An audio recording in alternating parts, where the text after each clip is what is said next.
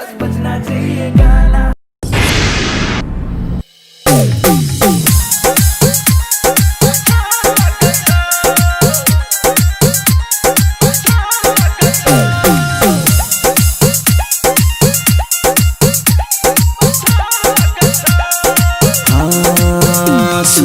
हाल मिलबे छौ कि कमाल के लागे छौ जखने चले छे तो बम तोहर ढेकी चलबे छ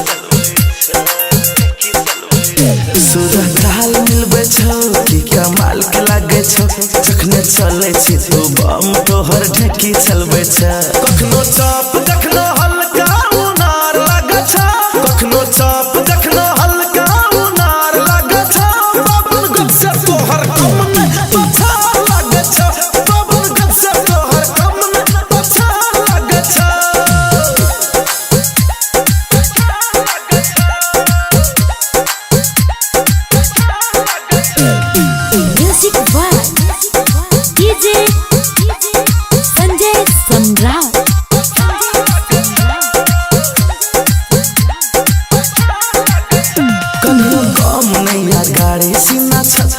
के पारी लागो छोड़ ले मन दुश्मन है चहर के झकारी कन्हैया गाम नैया गाड़ी सीना 36 के पारी लागो छोड़ ले मन दुश्मन है चहर के झकारी की सब खाई छी तू घर में गे गोरिया मोट मोहक लागे छी तू गे छोरिया गोरी ढोरी तन महीनार लागे छ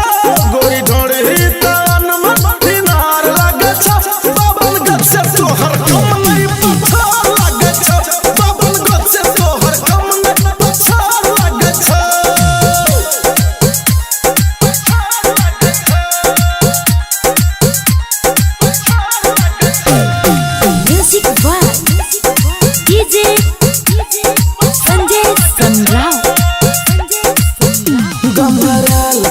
रानी जमा हाल छो जवानी एना चल नहीं मते क्या रस्याल छो जवानी